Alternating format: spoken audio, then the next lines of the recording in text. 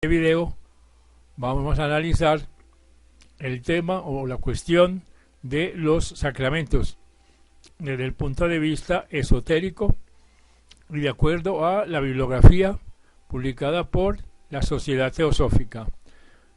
Para el efecto nos vamos a guiar de un libro llamado Cristianismo Esotérico, de la filósofa inglesa Anna Besant.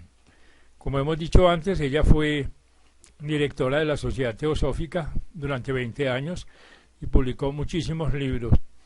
Esta sociedad, por su parte, fue fundada por la filósofa rusa Elena Blavatsky, que era una experta en símbolos, experta en religiones orientales y en religiones comparadas, y su libro más famoso es La Doctrina Secreta, donde ella trajo a Occidente las claves para decodificar los libros sagrados y no sagrados que están encriptados, que son simbólicos. Esas claves son muchísimas, pero la más importante es la cosmológica, la antropológica, la numerológica, etcétera, etcétera. Pero volviendo a nuestro objetivo, veamos lo que dice la ya citada señora Anna Besant sobre los sacramentos.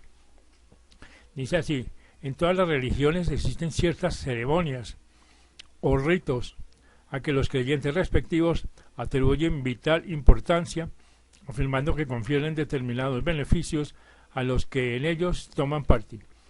Tales ritos se designan con el nombre de sacramentos o con otros semejantes, y todos ellos participan del mismo carácter. Por lo que hace a su naturaleza y significación, pocas han sido las explicaciones exactas que hasta ahora se han dado, siendo asunto del antiguo reservado a la instrucción de los misterios menores. Las características peculiares de un sacramento residen en dos de sus propiedades. En primer lugar, aparece la ceremonia exotérica, que es una alegoría pictórica, o sea, la representación de algo mediante determinados actos y sustancias. No se trata de alguna alegoría verbal, esto es, de la enseñanza de una verdad comunicada por medio de la palabra, sino de una representación que se ejecuta empleando de un modo especial cosas materiales definidas. El fin a que se encaminan así la elección de los materiales como el conjunto de las ceremonias que se efectúan para emplearlos es imprimir en las mentes de los circundantes alguna verdad, presentándola como un cuadro. Esta es la primera y más ostensible propiedad de un sacramento, la cual la diferencia de otra cualquier forma de la meditación o del culto. Dirígese a aquellos que sin tales imágenes dejarían de aprender verdades sutiles, por lo que se les muestran en forma vívida y gráfica, dado que de otro modo se les escaparían. Así pues, cuando se estudia un sacramento, debe considerársele en primer término desde el punto de vista de una alegoría pictórica, como ya dijimos. Las cosas esenciales que hay que estudiar en él serán, por lo tanto, los objetos materiales que entran en la alegoría, el modo en que se hace uso de ellos y la significación que se trata de dar al conjunto. Así pues, la segunda propiedad característica de un sacramento corresponde a realidades de los mundos invisibles, por lo cual es objeto de estudio por la ciencia oculta. La persona que oficia en los sacramentos debe poseer esta clase de conocimientos, pues gran parte de la eficacia de tales ceremonias depende del conocimiento del oficiante. Los sacramentos, pues, ligan al mundo material con las regiones sutiles e invisibles con las que este mundo está relacionado, o sea, son lazos entre lo visible y lo invisible, y no solo constituyen lazos entre este y otros mundos, sin que por su mediación las energías del mundo invisible se transmutan en actividades del mundo físico. Son en realidad métodos efectivos para cambiar energías de una especie en otras de especie distinta, ni más ni menos que como en la célula galvánica se truecan en energías eléctricas las energías químicas. Así la esencia de todas las energías es una y siempre la misma, así en el mundo visible como en el invisible, mas las energías difieren conforme al grado de materia a través del cual se manifiestan. Es un sacramento a modo de crisol en que se hace alquimia espiritual. Colocada en este crisol una energía y sometida a ciertas manipulaciones, resulta de expresión y sometida a ciertas manipulaciones se convierte en algo diferente. Así, una energía de especie sutil, perteneciente a una de las regiones más elevadas del universo, puede ser puesta en relación directa con gentes que viven en el mundo físico, haciendo que las afecte en él de la manera misma que obra en su propio reino. Los sacramentos, pues, forman un puente entre lo visible y lo invisible, y por lo tanto hacen posible el que las energías de allá sean directamente aplicadas a las que llenan acá las condiciones necesarias y toman parte de ellos. Los sacramentos de la Iglesia cristiana perdieron mucho de su dignidad y de su conciencia, de su poder oculto entre aquellos que se separaron de la Iglesia católica romana al tiempo de la famosa reforma, entre comillas. El cisma que se produjo en teoría occidente, poniendo a un lado la Iglesia ortodoxa griega y al otro la Iglesia romana, sin embargo, no afectó en manera alguna las creencias sobre los sacramentos.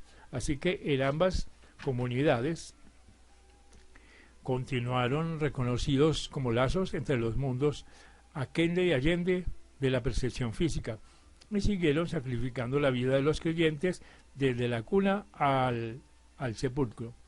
Los 7 sacramentos del cristianismo abarcan la vida entera, desde la bienvenida del bautismo hasta la despedida de la extrema unción. Fueron establecidos por ocultistas, hombres que conocían los mundos invisibles y las sustancias que se usan, las palabras que se profieren y los signos que se hacen, se escogieron y arreglaron deliberadamente para la obtención de ciertos resultados. Así pues, las iglesias disgregadas que con la reforma sacudieron el yugo de Roma no estuvieron por guías ocultistas, sino hombres vulgares del mundo, buenos unos, malos otros, pero profundamente ignorantes todos ellos de los hechos de las religiones invisibles y conocedores tan solo de la corteza del cristianismo, de la letra muerta de sus dogmas, de las exterioridades de su culto. Consecuencia de esto fue que los sacramentos perdiesen el lugar supremo que ocupaban en el culto católico y que en las más de las comunidades protestantes quedasen reducidos a 2 simplemente, o sea, el bautismo y la Eucaristía. Así pues, la naturaleza sacramental de los restantes no fue negada de modo explícito en las iglesias separadas más importantes, pero aquellos 2 fueron colocados aparte de los otros 5, pues se les declaró únicos, obligatorios para todos los que quisieran ser reconocidos en la plenitud de la comunión religiosa. Así que fue la definición general que el sacramento se da en el catecismo de la Iglesia anglicana puede considerarse exacta si se suprimen las palabras, entre comillas, instituido por el mismo Cristo, las cuales sobran, a no ser que se tome como el Cristo en su sentido místico. Allí se dice que es un sacramento, comillas, señal externa y visible del otorgamiento de una gracia interna y espiritual, instituido por el mismo Cristo, para que por su medio obtengamos aquello y a la vez nos sea prenda de haberla recibido. Encontramos expresados en esta definición las 2 características peculiares según lo antes expuesto. Distingue al sacramento la señal externa y visible, es la alegoría pictórica, y la sentencia, para que por su medio obtengamos una gracia interna espiritual, responde a la segunda propiedad.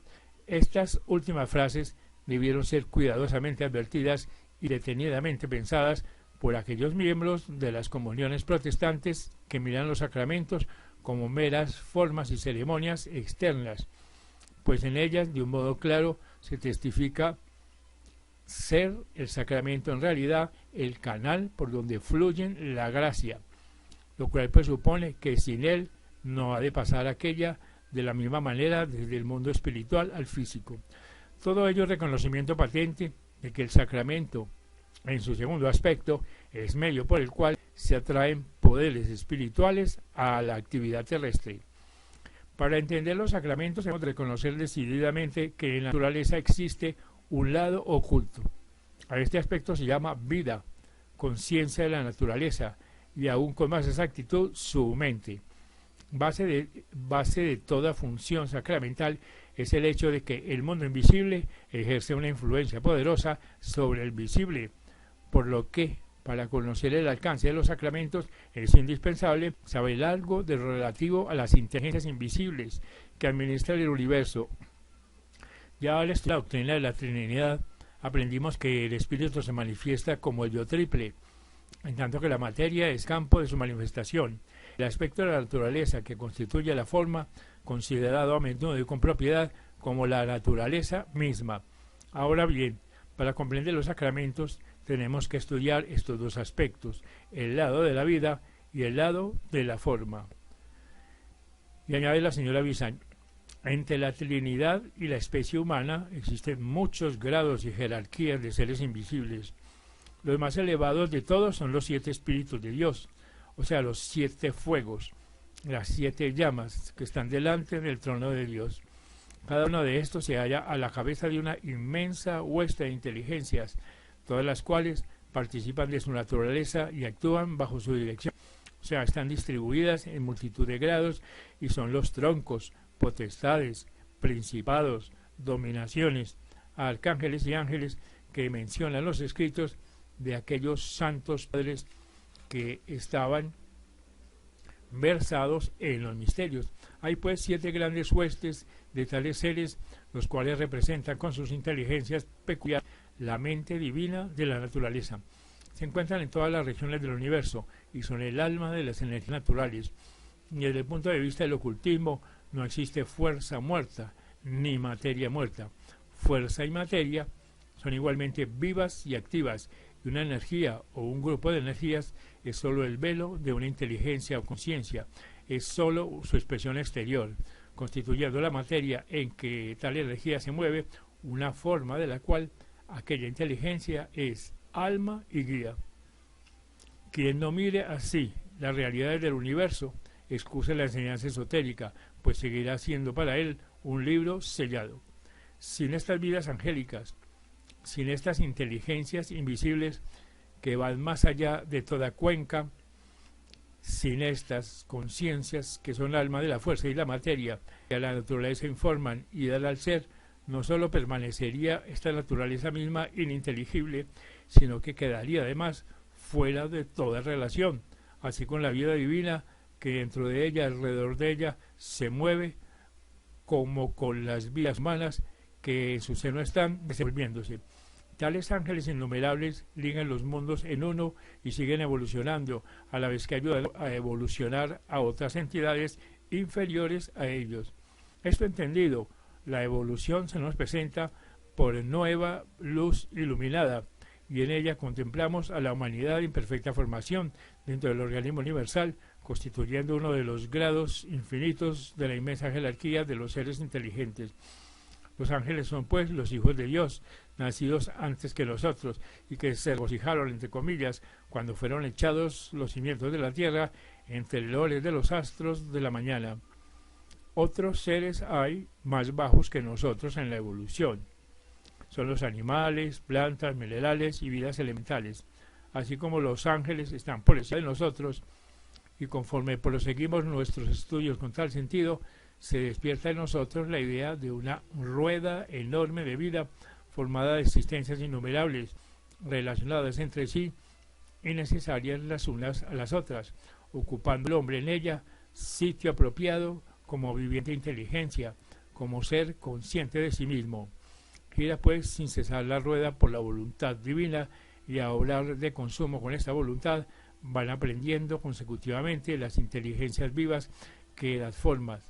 Más, dice la señora Viuda, hay, si en el funcional de estas inteligencias se producen quiebras por resistencia o abandono, voltearán entonces la rueda torpemente, avanzará arrastrando, y el carro de la evolución del mundo andará lento y pesado su camino. Así que estas vidas infinitas, superiores e inferiores al hombre, se ponen en contacto con la conciencia humana por muy diversas vías, entre las cuales son de notar los sonidos y los colores. Y agrega, todo sonido produce una forma en los mundos invisibles. En las combinaciones de sonidos crean en ellos figuras muy complicadas.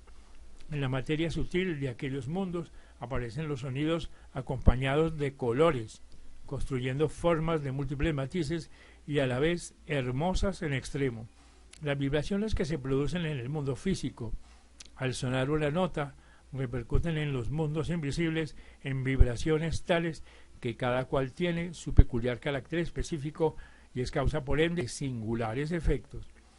Para establecer comunicación con las inteligencias subhumanas que están relacionadas con el mundo inferior, invisible y con el físico, así como para ejercer dominio sobre ellas y dirigirlas a voluntad, han de emplearse sonidos especiales, apropiados a la consecución de los resultados que se desea obtener. Y del mismo modo que entre nosotros empleamos lenguajes definidos, formados de sonidos determinados, así también para la comunicación con los seres más elevados, hay sonidos a propósito que crean una atmósfera armoniosa, acomodada al funcionamiento de su actividad, y que a la vez predisponen a nuestros cuerpos sutiles a la más fácil recepción de sus influencias. Este efecto sobre los cuerpos sutiles es uno de los más importantes asuntos con que está relacionado el empleo oculto de los sonidos. Tales cuerpos, igualmente que el físico, se hallan en constante movimiento vibratorio, cambiando las vibraciones con cada pensamiento y cada deseo nuestro. Y como quiera que estas vibraciones irregulares, por razón de sus continuas mudanzas, efectuadas al son de nuestros variados y transitorios pensamientos y deseos, ofrezcan un obstáculo a cualquier nueva vibración que proceda de afuera, se hace preciso, para que dichos cuerpos sean susceptibles a influencias más elevadas, al empleo de sonidos que reduzcan las vibraciones irregulares a un ritmo uniforme, de naturaleza igual a la del ritmo de la inteligencia con quien se desea comunicar. Así pues, el objeto de ciertas sentencias que se recitan repetidas veces es conseguir este resultado a la manera que los músicos de una orquesta repiten la misma nota una y otra vez hasta lograr que todos los instrumentos estén en el mismo tono. Así pues, los cuerpos sutiles deben templarse conforme al diapasón del ser cuya duda se solicita, a fin de que su influencia encuentre vía libre a través de la naturaleza de la persona devota, y esto ha sido siempre práctica religiosa desde los tiempos más remotos, efectuada mediante el uso de ciertos sonidos. De aquí pues que la música haya constituido en todas las edades parte integrante del culto y que determinadas cadencias se hayan conservado con cuidado exquisito y transmitido sin interrupción de siglo en siglo. En todas las religiones existen ciertos sonidos de carácter especial que tienen el nombre de, entre comillas, palabras de poder o mantras, y consisten en sentencias formuladas en un lenguaje particular y cantadas de un modo determinado. Consérvanse celosamente en los diversos cultos tales sentencias, constituidas por sucesiones de sonidos invariables para los cuales se va generalizando el apelativo de mantras, importado de Oriente, donde la ciencia que les corresponde ha sido muy cultivada y estudiada.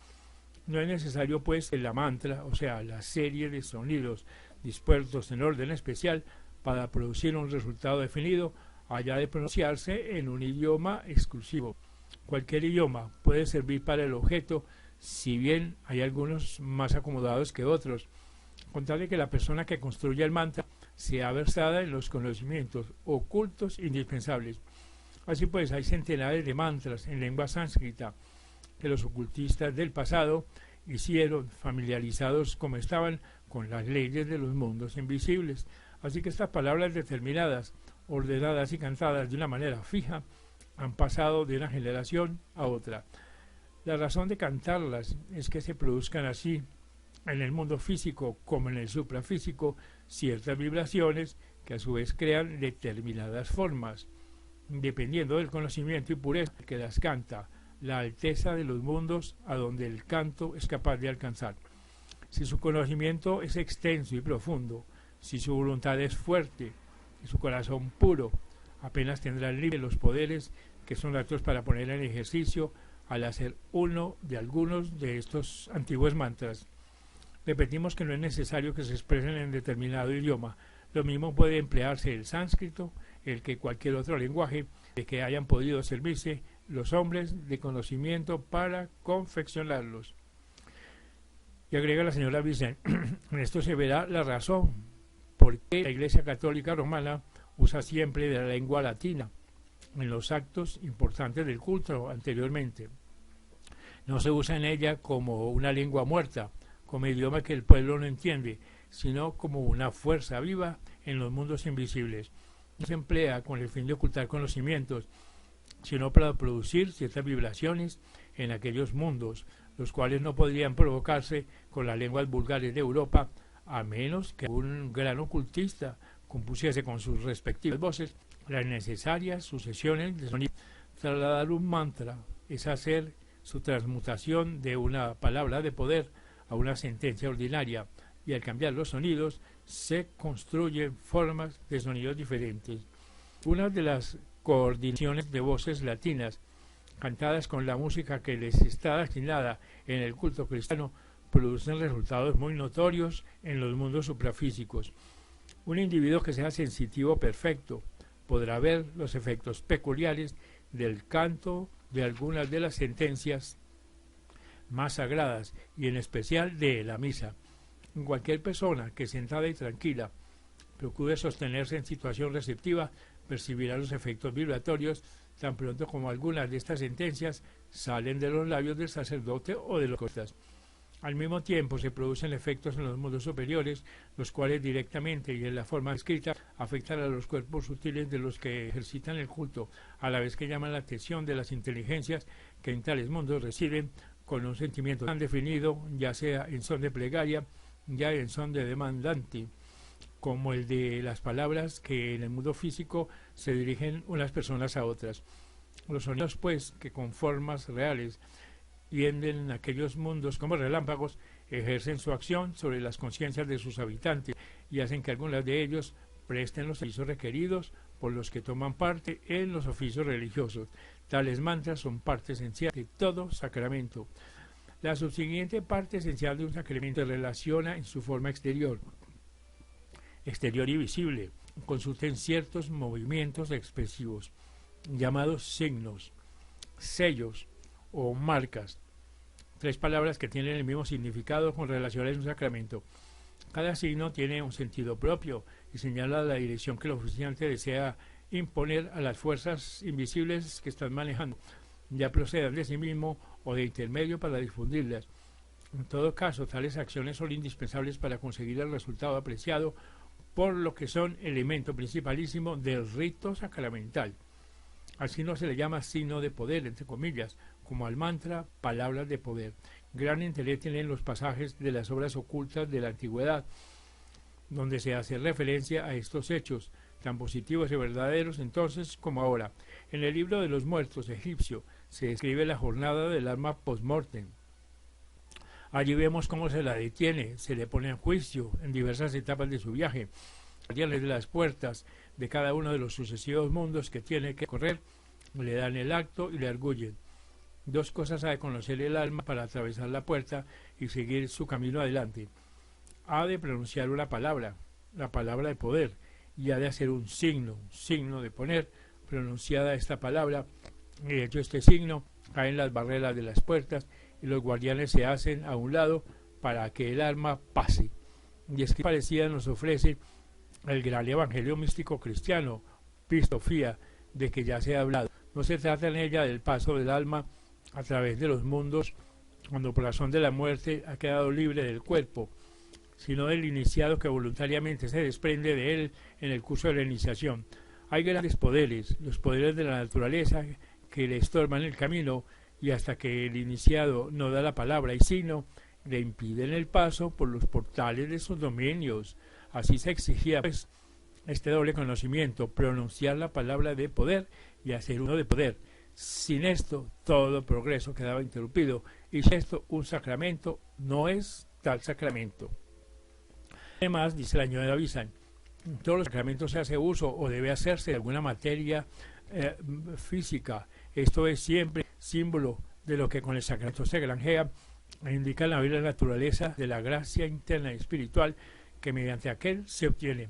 Es asimismo instrumento material para transmitir la gracia, no por modo simbólico, sino de hecho, siendo de advertir que por el cambio sutil que en ella se efectúa en virtud de las ceremonias a que se le somete, se la hace apta a elevados fines. Ahora bien, todo objeto físico está compuesto de partículas sólidas, líquidas y gaseosas, como el análisis químico demuestra, más por añadidura contiene éter, cuyas moléculas compenetran a las sustancias más groseras. Así pues, las energías magnéticas funcionan en este éter, el cual se halla también de inmediato contacto con elementos de materia sutil que le son correlativos y donde actúan energías más sutiles que las magnéticas, de igual naturaleza que ellas, pero más potentes. Cuando se magnetiza un objeto, se verifica un cambio en su porción etérea, cuyos movimientos ondulatorios se alternan y sistematizan, haciéndoles seguir los movimientos ondulatorios del éter del magnetizador, con lo cual viene aquella porción a particular de la naturaleza de este. En su consecuencia, las partículas más densas del oro, en quienes funciona el éter, llegan poco a poco a mudar la proporción o tipo de sus vibraciones. Si el magnetizador tiene poder bastante para efectuar los elementos correlativos más sutiles, los hará también vibrar al unísono consigo mismo. Y dice la señora Visan, este es el secreto de las curas magnéticas. Las vibraciones celulares de las personas enfermas se normalizan y acompasan conforme al diapasón de las vibraciones regulares del operador sano. Y esto de modo tan preciso como cuando con toques oportunos y repetidos se hace oscilar regularmente a un objeto que en forma irregular venga oscilando. Si un doctor magnetiza agua, puede aplicar con ella a un paciente. Si magnetiza un paño, lo aplica al sitio dolorido, el enfermo sanará. Si emplea un imán poderoso o la corriente derivada de una célula galvánica, devolverá la energía a un nervio. En cualquiera de estos casos se pone en movimiento el éter, mediante lo cual las partículas físicas más densas son afectadas. Iguales a los susodichos son los resultados que se dan cuando a la materia de que se hace uso en un sacramento se aplican la palabra de poder y el signo de poder. Así que causanse cambios magnéticos en el éter de la sustancia física y se afecta a los sutiles elementos correlatos en un grado que guarda proporción con el conocimiento, pureza y devoción del oficiante que la magnetiza, o hablando en términos religiosos, el que la consagra. Además, la palabra y el signo de poder atraen a la celebración del rito a los ángeles, cuya especial cometido les pone en contacto con los materiales dados y con los actos que se ejecutan, y ellos entonces contribuyen con su poderosa ayuda, vertiendo sus propias energías magnéticas en los elementos sutiles y hasta en el éter físico, con lo que refuerzan las energías del celebrante. Nadie que tenga conocimientos, por someros que sean, sobre los poderes del magnetismo podrá abrigar dudas acerca de la posibilidad de los cambios indicados en los objetos materiales. Si un hombre de ciencia, que por ventura no cree en lo invisible, tiene poder, sin embargo, para impregnar el agua de su propia energía vital hasta el punto de curar con ella una enfermedad física, ¿con qué razón se negarán más a los poderes, aunque naturaleza semejante a otros hombres de vida sana, de carácter noble, de sabidurías que trascienden a lo que ven los ojos de la carne? Los que son capaces de percibir las más elevadas formas del magnetismo, vemos bien que los objetos consagrados varían en cuanto a su poder, debiéndose las diferencias magnéticas a la graduación diversa en que respecto a un conocimiento, pureza y espiritualidad se hallan los sacerdotes que los consagran. Y agrega la señora Visan, hay algunos que niegan todo magnetismo vital, y que de igual modo desdeñan el agua bendita de la religión, el agua magnetizada de la ciencia médica. Estos tales son consecuentes, aunque ignorantes. A los que admiten la utilidad de la segunda y se burlan de la primera, muestran a las claras que son sabios, sino no ser sabios, sino preocupados, no doctos, sino sectarios. Prueban que su falta de creencias religiosas inclina sus inteligencias y los predisponen a rechazar de manos de la religión lo mismo que tan prontos a aceptar de manos de la ciencia. Vemos pues que la parte externa de los sacramentos es de mayor importancia. Verifícanse cambios efectivos en las sustancias usadas en ellos. Se las convierte en vehículos de energía superiores a las que naturalmente les son propias. Las personas que a ellas se acercan, que las tocan, logran que los cuerpos etéreos y sutiles sean afectados por su potente magnetismo y colocados por tanto en condiciones de gran receptibilidad a más altas influencias, pues quedan guardados en las tonalidades de las elevadoras y quienes atañen la palabra y signo empleados en la concentración. Así que entidades que pertenecen al lado superfísico estarían presentes en la ceremonia y vertirían sus agraciantes y bienhechoras influencias sobre los santos. Y así todos los signos participantes del rito sacramental, lo suficientemente posible votos para ser concertados con las vibraciones producidas, sentirán purificadas, estimular sus emociones, su espiritualidad purificada y llenos de paz sus corazones mediante tan inmenso contacto con las realidades invisibles.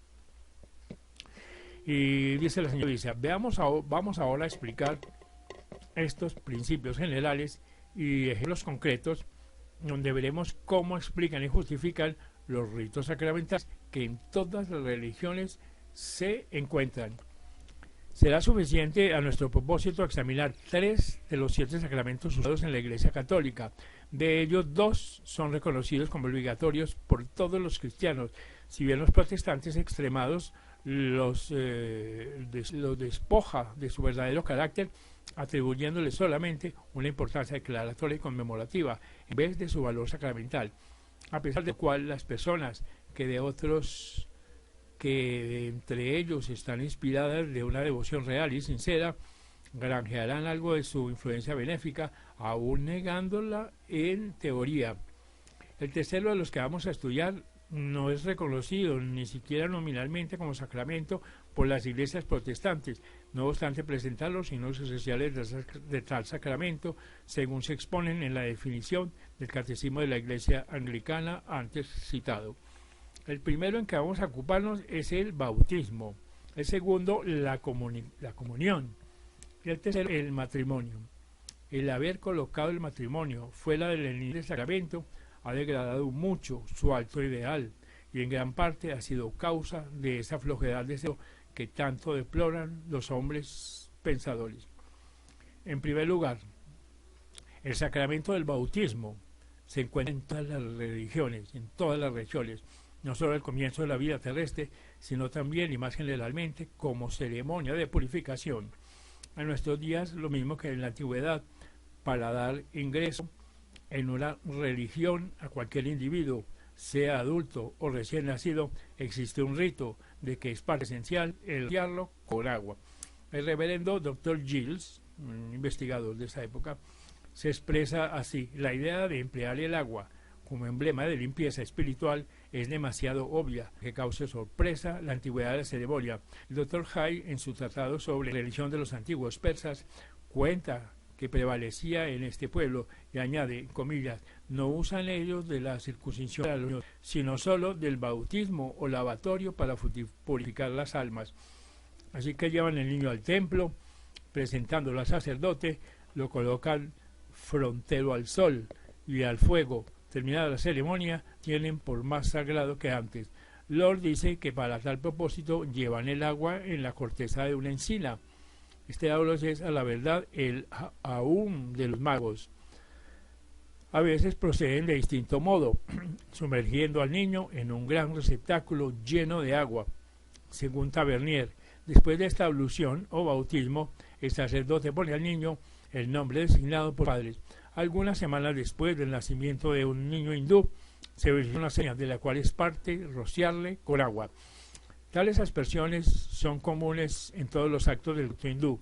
Williamson cita autoridades que prueban la existencia del bautismo entre los egipcios, persas, tibetanos, mongoles, mexicanos, peruanos, griegos, romanos, escandinavos y druidas. Algunas de las plegarias que se citan son muy delicadas. Entre en tu cuerpo esta agua azul celestial y cree en él para que destruya y arroja de ti todo lo malo y adverso que antes del principio del mundo te fue dado. Oh niño, recibe el agua del Señor del mundo, vida nuestra, ella lava y purifica, borra en estas gotas el pecado que antes de la creación del mundo te fue dado, pues todos nosotros a su poder nos hallamos sometidos. Terano, en un pasaje cuya cita se ha hecho ya, refiere el uso muy general del bautismo entre gentes no cristianas y padres de la Iglesia hacen igual indicación. En la mayor parte de las comuniones religiosas se acompañan todas las ceremonias con una forma menor del bautismo, empleándose el agua como símbolo de purificación, lo cual responde a la idea de que ningún hombre debe ejercitar los actos del culto sin que antes haya purificado su corazón y su conciencia, siendo la ablución externa símbolo de la limpieza externa. En las iglesias griega y romana se coloca próximo a cada puerta un receptáculo de agua bendita, para que los fieles al entrar mojen sus dedos y hagan con ellos el signo de la cruz sobre su frente antes de dirigirse hacia el altar. A este propósito dice Robert Taylor, comillas, las pilas bautismales de nuestras iglesias protestantes, y apenas hay necesidad de decirlo, los pequeños depósitos de agua bendita colocados a la entrada de nuestras capillas católicas no son imitaciones, sino una continuación jamás interrumpida de la misma aqua minaria o ámula que el erudito Montfaucon en sus Antiquities manifiesta haber sido vasos de agua santa colocados por los paganos a la entrada de los templos para rociarse con ellos al poner pie en los sagrados edificios. Así pues, en el bautismo de recepción en la iglesia, como en otras tantas abluciones menores, el agente material empleado es el agua, el gran fluido limpiador de la naturaleza y por tanto el símbolo más apropiado de la purificación. Sobre esta agua se pronuncia en el ritual anglicano un mantra representado por la plegaria: santificad esta agua, que es el lavado místico del pecado, después de lo cual se añade la fórmula: en el nombre del Padre, del Hijo y del Espíritu Santo. Amén. Esta es la palabra de poder a la que acompaña el signo de poder, la señal de la cruz hecha sobre la superficie del agua. La palabra y el signo pues comunican al agua, según hemos visto, una propiedad que antes no tenía, por lo que con razón se le llama agua bendita. Los poderes tenebrosos nos aproximan a ella y esparcida sobre el cuerpo hará experimentar una sensación de paz e infundirá nueva vida espiritual. Cuando se bautiza un niño, la energía espiritual comunicada al agua por la palanca y el signo refuerza en él la vida del espíritu, y como de nuevo se pronuncia sobre él la palabra de poder y se traza el signo sobre su frente, sus cuerpos sutiles experimentan las consiguientes visiones, el requerimiento hecho para la guarda de esta vida así santificada, surge efectos a través del mundo invisible. El signo es pues a la vez purificador y protector por las vibraciones que produce en los cuerpos sutiles. Así que estas vibraciones forman una muralla defensiva contra los ataques de las influencias hostiles de los mundos invisibles. Y cada vez que se toca el agua bendita se pronuncia la palabra y se hace el signo. Así que la energía se renueva, se refuerzan las vibraciones, cosas patentes en los mundos superfísicos y como portadoras de ayuda reconocidas. En la iglesia primitiva ha ido el bautismo procedido de una preparación muy esmerada, pero los que en ella ingresaban eran, para la mayor parte, conversos de otras religiones. Pasaba el converso por 3 grados de instrucción definidos, en cada uno de los cuales permanecía hasta que había dominado sus enseñanzas, siendo después admitido en la iglesia mediante el bautismo. Solo cuando esto se había efectuado se le enseñaba el credo. No confió jamás a la escritura, ni recitado en presencia de infiel alguno, pues era señal de reconocimiento mostrando la situación del que al pronunciarlo daba testimonio de ser miembro bautizado de la iglesia. Cuán verdaderamente se creía por aquellos tiempos en la gracia que el bautismo transmitía, pruébalo la costumbre, al fin extendida, de bautizarse en el lecho de muerte. Hombres y mujeres del mundo, cierta la realidad de este sacramento, pero remisos en abandonar los placeres para llevar vida inmaculada, retardaban la celebración del rito hasta que la muerte sobre ellos extendía su mano. Entonces se apresuraban a recibirlo para gozar de los beneficios de su gracia. y pasar a otra vida limpios y puros, llenos de espiritual energía. Contra tal abuso lucharon algunos de los grandes padres de la Iglesia y lucharon con éxito. Cuéntase una original anécdota por uno de ellos referida, si mal no recordamos, por San Atanasio. Fue hombre de ingenio cáustico, no ajeno al empleo de la sátira para hacer comprender a sus oyentes la locura y perversión de sus conductas. Refirió una vez a un auditorio que había tenido una visión en que se sintió aproximar a la puerta del cielo, donde se encontró con San Pedro, que como guardián suyo estaba en ella. En vez de complacida sonrisa, mostró el santo adusto ceño, y encarándose le dijo: Atanasio, ¿por qué estás continuamente enviándome esos sacos vacíos, sellados con esmero, pero que nada contienen?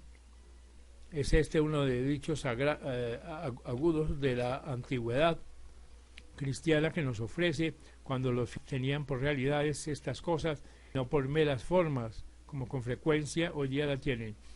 La costumbre pues del bautismo infantil creció por grados en la Iglesia, de aquí que la instrucción que en los primeros tiempos precedía el bautismo pasase a ser preparatoria de la confirmación, cuando ya despierta inteligencia y mente podían hacerse cargo de los primeros bautismales y ratificarse en ellos.